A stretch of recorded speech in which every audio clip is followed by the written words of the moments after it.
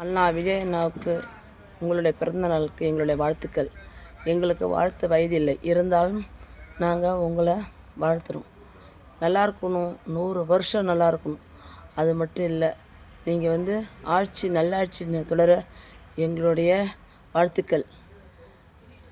மீண்டும் மீண்டும் கடவுள் படைக்கப்பட்ட படைப்பாக நினைக்கிறோம்.